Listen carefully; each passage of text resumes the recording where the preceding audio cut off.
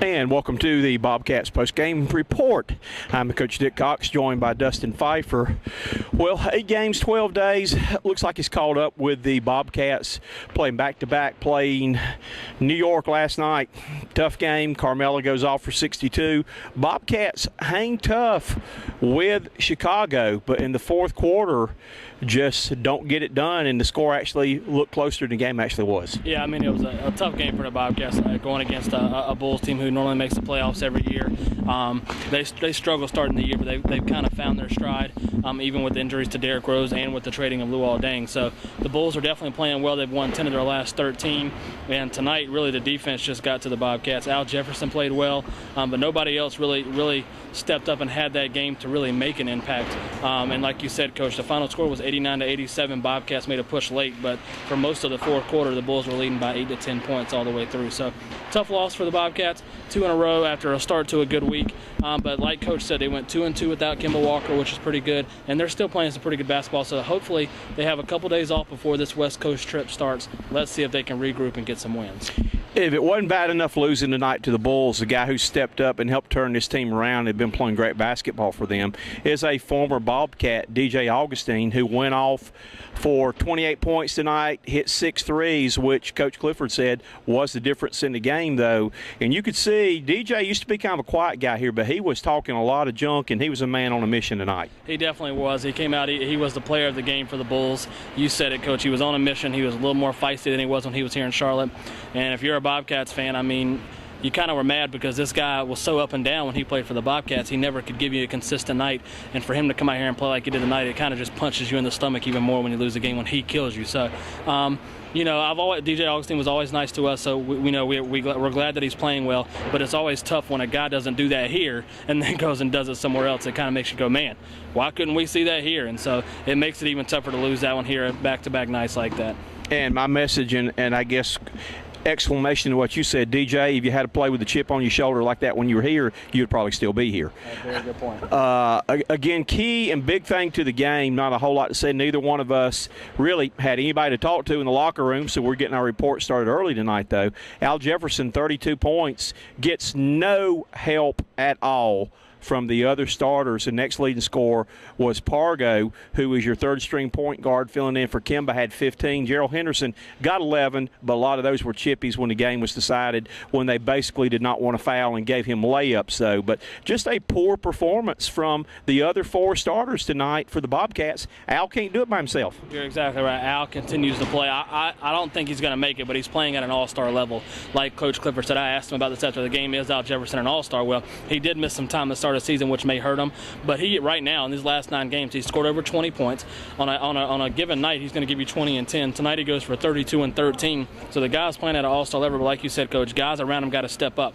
Those first 2 wins of the week, you had good games from Sessions, you had good games from McRoberts, you had people stepping up on the other starting roles. Tonight you didn't get that. Henderson did not play a good game. Sessions had 11 assists, but he shot 4 of 14 from the floor, so he didn't have a good game.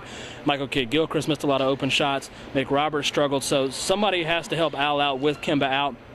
And that was one of the worries we had, Coach. We didn't know how that was going to work without Kemba out, because that's the second best player, if not the first best player, kind of tied with Al. So that's kind of what I was expecting to see. We got 2 good games out of our guys at the start of the week. Let's hope that they can bounce back and get to start on the West Coast trip. But again, you're right, Coach. If they go out west here on the road and they're playing these tough Western Conference teams, somebody has got to help Al out. And if they do, then the Bobcats will have a chance to win some games. If not, they could see a losing streak. So we'll see what happens. McRoberts with 3 fouls in the first quarter hampered Set most of the first half. But, you know, Cody Zeller comes in, didn't do anything spectacular, but did rebound the basketball and did play pretty good defense, gave him a little bit of lift, though. But, you know, again, what's kind of sad right now is that I heard this comment made after the game that our number 2 overall draft choice is turning into a situational player. Yeah, I mean, what they're doing is they're starting MKG, but you can see in the fourth quarter that Coach Clifford is going to go with Tolliver, who can shoot, or he may even, you know, try to bring somebody else in or play small and go with Henderson at the 3. So, again, MKG is not guaranteed to get those minutes down the stretch just because he's a starter and he's a number 2 pick. He struggled with his shot tonight. I still think on most given nights, if you're in a close game, you're going to want him in the game down the stretch for defensive purposes, and he kind of helps with cuts to the basket on the offensive end. But, again, It just depends on the situation, because we saw earlier in the week here at home when we won a game, Tolliver was hitting big shots. He was in double figures, and he was knocking down big threes. So you're right. Right now, MKG is trying to still get back all the way from that hand injury, and it's a situational, whatever happens. I mean, if Tolliver's got it going, we'll leave Tolliver, and if not, we'll go with MKG. And so right now, we don't know what we're going to get from MKG. We'll have to wait to see until he gets here. I still think he's not all the way back from that injury yet. And again, missed some easy shots around the bucket tonight, though. But, there again, I like Tolliver, great guy, though, but he didn't hatch a goose egg tonight. He laid a goose egg on the board. Yeah, he did. I mean, so you say that you want to go situational with MKG, but Tolliver gives you 0 points, and that goes back to not only do we miss MKG when he's out, but now we miss Jeffrey Taylor when he's out for the season. I mean, it's just those kind of injuries that hurt you. And, again, somebody's got to step up. If MKG's not having a good game and Tolliver's not having a good game, you go back to your captains. You go back with Kimba out, you go to Al Jefferson, who had a big game, and you go to Henderson, who once again didn't really make an impact on the game. Like you said, he got to double digits, but that was late in the game on a couple of late baskets. So, again, I don't want to keep harping on it, because I don't want to sound like I'm bashing Gerald Henderson every night, because I love the guy. I think he's got it in him to play well. We've seen it. But if you're one of the captains on this team, you got to step up, and we're still waiting to see that. Well, the biggest thing I've noticed last year, he was a guy with the game on the line who wanted the ball. I can remember them running, and I know it's a different coaching staff, but running that curl move where he comes off the screen on the curl and like that, though. And, we watched tonight, end of the game, he's got the ball. He's not even looking at the basket. He's not a aggressive offensive player with the game on the line, and when they're taking away your number one option and you're a captain, you got to step up and play.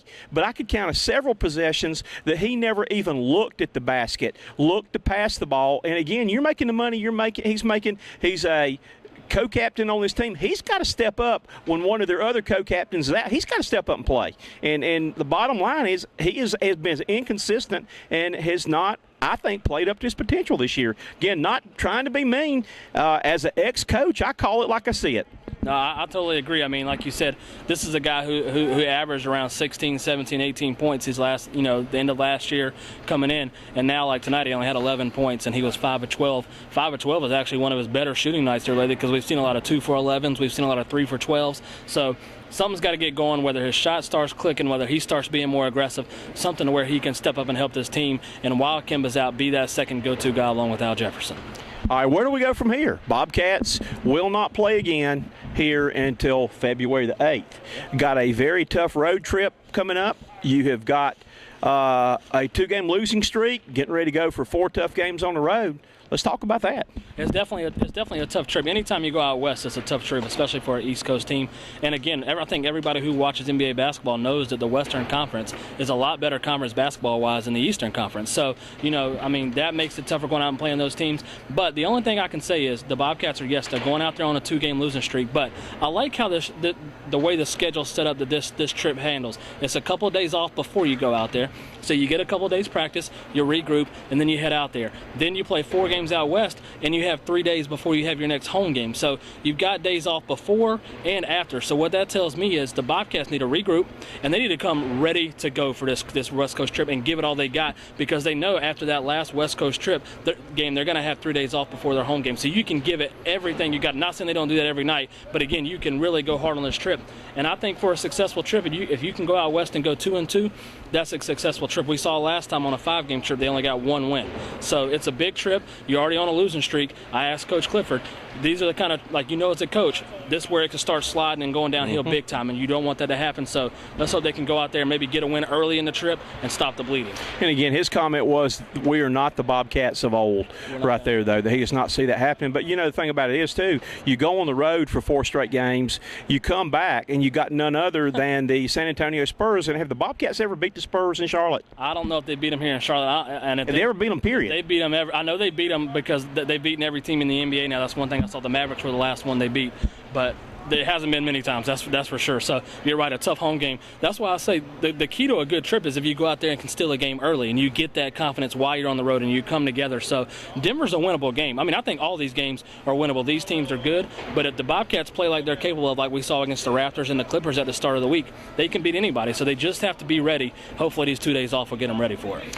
So, again, 8 games, 12 days. Coach Clifford even looked tired tonight. He did. He didn't seem like his upbeat self. We love talking basketball. basketball with him, he still was, very nice answering all our questions, but you could tell that he's kind of glad his stretch is over and he's glad his team has 2 days off. Very soft-spoken tonight, though. And on the positive side, after tomorrow's game, I've got to cover Clemson and North Carolina.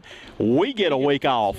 No games next week, no Bobcat games. I have no college games. I'm looking forward to being a bum next week. How about you? I definitely am too, Coach. People don't realize that, once all the travel you do, especially you, coming up and down, and same here, doing something before the day and then coming to these games at night and not getting home till late.